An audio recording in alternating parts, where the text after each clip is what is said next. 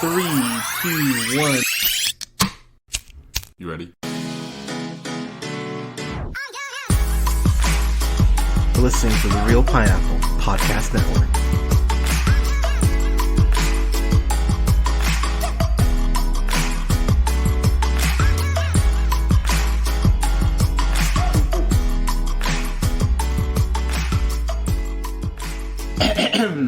Good evening, everybody. Thank you so much for listening. This is the Real Pineapple. This is your humble host, Hunter, here.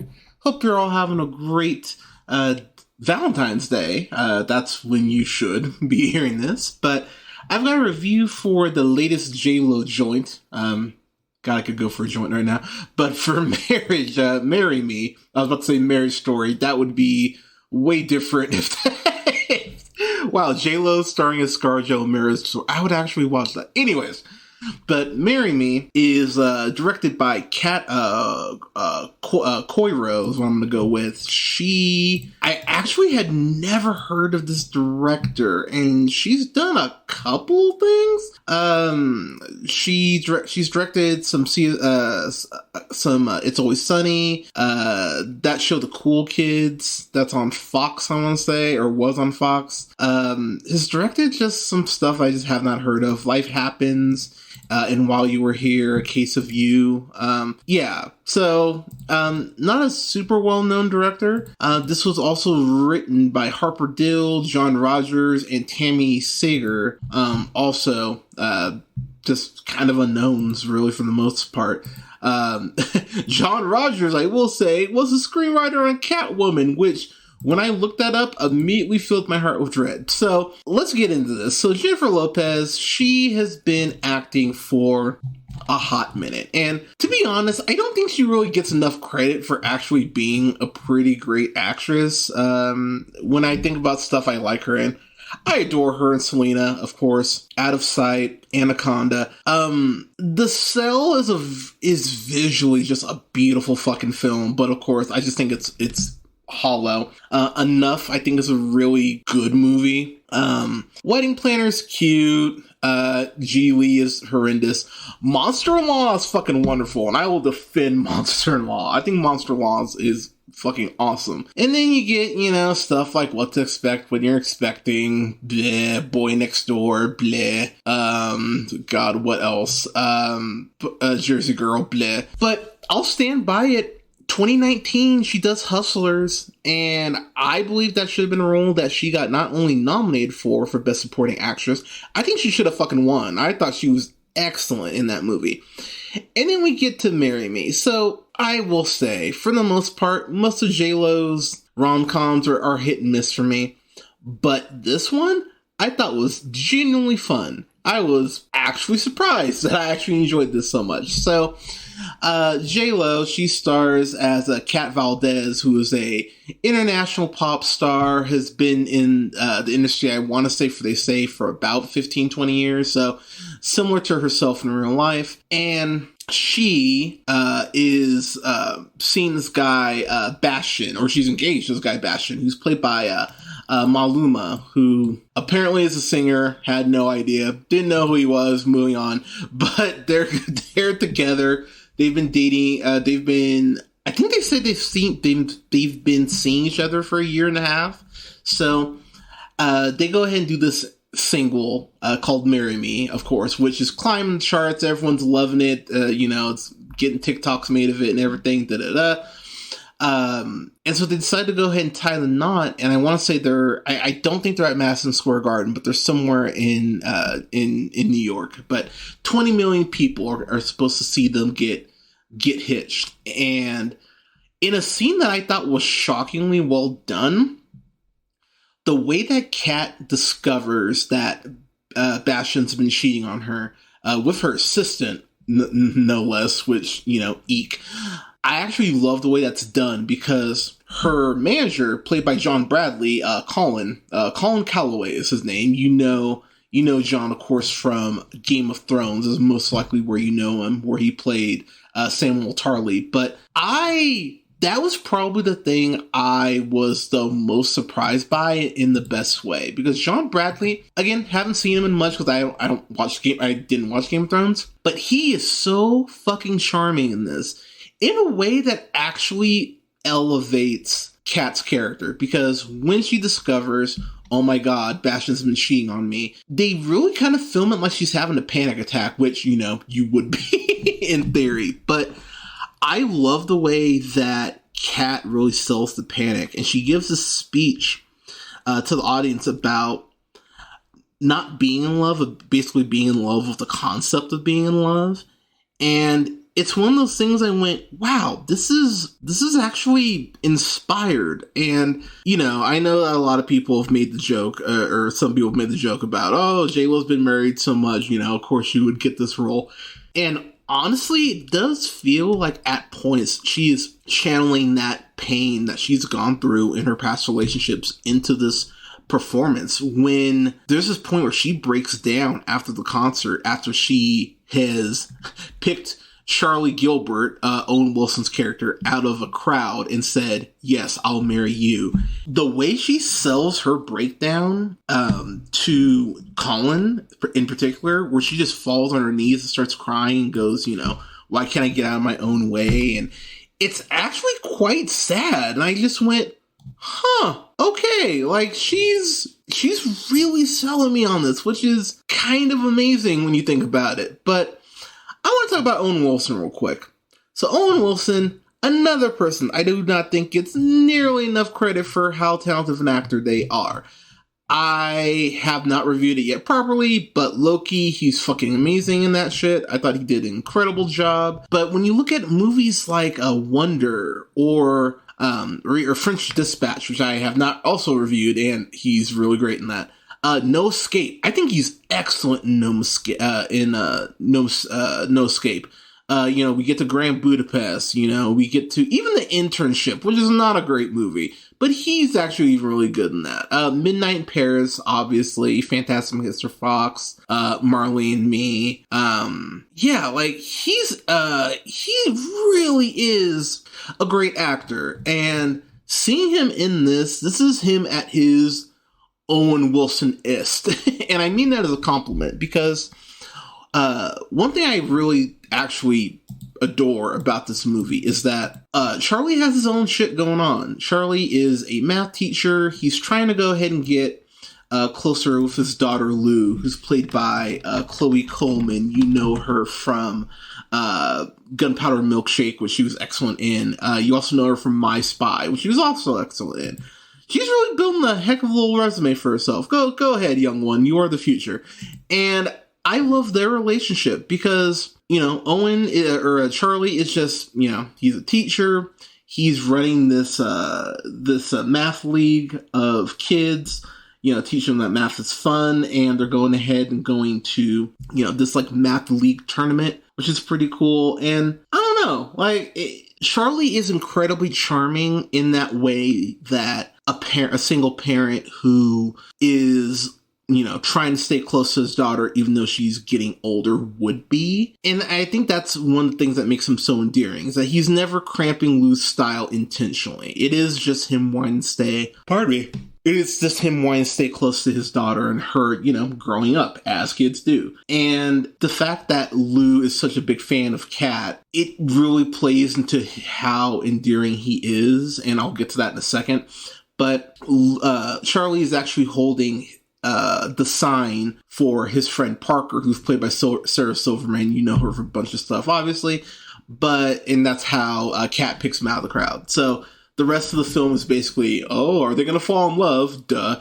But, Charlie basically having to adapt to a world now where, they're not legally married, but everyone thinks that they are, and they're playing it up for appearances. So, his life is inconvenienced. He's got cameras in his face wherever he goes, even when he's showing up to the school. All that stuff. And one thing about Charlie that I really do like is that he never comes across as vindictive towards Kat or towards the situation. I mean, he's confused by it, he's overwhelmed by it, but never comes across as mean-spirited, which you could easily do, because if anyone would have the right to be greedy, it would be a teacher, considering how much work they do and how little pay they receive. Which, ironically enough, is also brought up in the film, which, by the way, let's pay teachers more, for fuck's sake. But I love the fact that Charlie never comes across like that, because one thing that this film very wisely does is that Charlie never gets used to all of what Kat's world is. He's not, he's not telling, them to dress him up in, designer clothes. He's not looking like Hansel from Zoolander or some shit. Like, he is always coming across like a very regular guy who's just in this hilariously insane situation when you think about it. But one thing that this film does, it kind of bravely address, is how kind of insane some people would think this concept is. Because let's be real, if I'm at who would I go see? If I'm like at a Lady Gaga concert and she just sees me holding up a sign saying "I love Mama Monster," she goes, "I want to marry you," I'd go, first off, awesome, but secondly, like, what the fuck is happening? And Charlie never loses that, even when he gets more comfortable, because Kat's life is a whirlwind, and she doesn't really hide the fact that it is. There's a point early on in this arrangement where Charlie is given where Charlie is given an iPhone just to go ahead and keep track of his schedule, because he's with one of the most famous pop stars in the world. I actually love that. It made me go, okay, he really is out of his element. He has a flip phone, for fuck's sake, like one of those old, like, Motorola type phones. Like, he has one of those. He doesn't care about, streaming. He's not even on social media, which, what a nerd. But I love those things about Charlie. He really is focused on his math league and being the best teacher that he can be. And, above all else, focused on being a present and wonderful father. And as this film goes on and Kat and Charlie begin to know each other better, there is this press conference that they hold pretty early on about, why they got married and everything. And it's one of these things where Charlie stands up for Kat in a way that you go, this is what you want from a partner. And when one of the reporters, completely in a dick way, goes, "Oh, well, you wouldn't want to fail again at marriage, would you, Charlie? I mean, I know you've been married once." I love the way that Kat stands up for Charlie, and the way that they actually do lift each other up. I found weirdly inspired, to be completely honest, which is something I did not expect whatsoever. And it just really made me go, oh, okay. Because the initial plan, Colin shows up to his house and it's like, "Hey, dude, sign this NDA and we'll give you $5,000 right now and we'll be good." And, Charlie is insulted. He's like, "You think that little of me? You think this is all that this is about? I'm just trying to be there for her as a person." And the initial car ride when they, quote, get married and they drop Charlie back at his house, Charlie's just being a dude. He's just being like, "I am so sorry you're going through this. Like, do you need anything?" Like, he's being a genuinely caring man for her in that moment, when her own fucking partner wasn't being that caring. Which, when you see Bastian and how he acts once he's caught, it reminded me so much of, what's his name, Jesse James and Sandra Bullock when she won that Oscar, and how they cut to him in the crowd and he has this look on his face like, "Oh fuck, you're gonna find out." Like, it's that level of cringe where I just went, "Oh man, this is really fucking bad for you." And it made me laugh, admittedly. There are some really, really sweet moments in this movie, and I won't go too much into spoilers, even though there's not a lot to spoil, but there is this rope-a-dope scene with Kat, basically going like, "Oh, I've never boned before." Wow, phrasing, Freudian. I've never bowled before. And she's totally conning him. She's pulling a little rope-a-dope. That was a really cute scene. There is a surprisingly great comparison between solving your problems in math that I went, I actually really like the way they're tying that into what Owen Wilson's Charlie does. J-Lo might have the line in the movie where she goes, where Charlie asks her, "Is it exhausting with everyone knowing who you are?" And Kat immediately retorts back with, "No, it's exhausting people thinking that they know me." And I went, okay. And the way that Lopez delivers that line, she really delivers it with a conviction that I went, okay, she felt that shit. Because when you think about what she went through, when her star was really rising, when you think about her and P. Diddy, Papa Diddy Pop, being together, and you think about her and A-Rod together. Like, she's been some high profile relationships, and now, oh my gosh, I cannot stop yawning. I'm sorry. With her now back together with Ben Affleck, there is just this vulnerability that Kat brings to this role. There's this point where Charlie tells her, call me if you're ever just lonely, because they're not living together. They're doing their media shit, and then they're going their separate ways. And you start to see how Charlie's sitting in every so often for her studio sessions, and Colin goes, all right, cool, man, you're good to go. And there's that point where Charlie goes, can I just stay until she's done? And Colin goes, oh yeah, sure, that's fine. And you just start to see little by little how they're starting to support each other more. There's this point where Kat shows up at the school, and the kids rightfully so freak out. They're like, holy shit, Kat Valdez is here. And it's so endearing because they're practicing these math problems, and Kat goes ahead and shows them some choreography from one of her songs, one of her dance music videos, and Charlie is going ahead and shouting out equations for the kids to solve, which was such an endearing and a really sweet scene. And Charlie kind of does shit like that throughout the whole film in a way that you just kind of go, yeah, I kind of dig this dude. He's actually a lot of fun.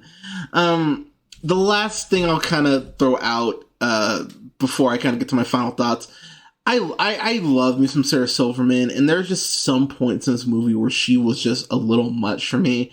I found her annoying, kind of like I found Kate McKinnon in Yesterday at a couple spots where I was sitting there going, all right, enough of this, please move past this. And also Jimmy Fallon is in this, and oh my god, like, you want to talk about playing it way too accurate for real life. It's scary how insanely just dumb Jimmy Fallon is at points. There's this whole point in the movie, or early on in the film, where, she just got married, quote, married, unquote. And Jimmy Fallon's like, oh yeah, by the way, on the way to the airport, she married an Uber driver. And it's like, God, Jimmy Fallon would make that lazy of a joke. But the thing about this movie for me is that there are actual genuine gestures between Kat and Charlie that I found incredibly charming. When Bastian wants to go ahead and get back in Kat's life, because of course he does, because he fucked up royally, Charlie goes ahead and lays the speech out. I don't have the exact quote, but off the top, I want to say he says something basically like, I'm not saying this as your husband or your friend, because technically I'm neither. But if you go back to him, aren't you making the same mistake all over again? And the movie almost stopped for half a second for Kat to almost gather herself and go, huh. And it's one of those scenes where I went, wow, Wilson really is bringing it in this. Like, I was really impressed. And I don't know, y'all, like, I went into this movie seeing the trailer going, oh god, this is going to just royally piss me off, and oh, I'm not going to care about anything. And no, I was surprisingly invested in their relationship. I was shockingly invested in this stupid mathathon thing, or math decathlon thing, or whatever that they're doing. I was shocked. I have to admit, I was pleasantly surprised with how much I enjoyed this. So, getting my final thoughts here. This is in theaters right now. It's also streaming on Peacock. I watch it on Peacock because Nevada just dropped their mask mandate, so fuck going out in public for a while. But I'm going to give this a solid B-. Like, this was something I was pleasantly surprised I enjoyed as much as I did. And honestly, it's something that I would say, with Valentine's Day being tomorrow, sham holiday, by the way, but with Valentine's Day being tomorrow, if I watch this, I'd go, you know what? That wasn't a waste of my time. So, yeah, I would highly recommend. Check this out. I think you'll have fun with it. I think if you watch this with your partner or with a friend that you're crushing on or whatever, I think you'll find it cute. But color me shocked that I thought this was as good as it was. But, yeah, solid B-. But everyone, marry me. What did you think? Don't actually marry me. I'm no good, but marry me. What did you think of it? Let us know in the comments. You can like both our pages on Facebook at The Real Pineapple. That's REEL Pineapple, and Real Pineapple Games. Don't forget to like, share, and subscribe most places you listen to podcasts: SoundCloud, Apple and Google Podcasts, Podbean, Stitcher, and iHeartRadio, Spotify, Amazon Music, and iHeartRadio, to name a few spots at The Real Pineapple. Don't forget to follow yours truly on the Twitter at JHunterRealPineapple. That again is REEL Pineapple. And don't forget to follow me on Letterboxd at Black Shazam. You can find me on TikTok at BlackShazam775, and you can find me on Twitch at twitch.tv/JHunterRealPineapple.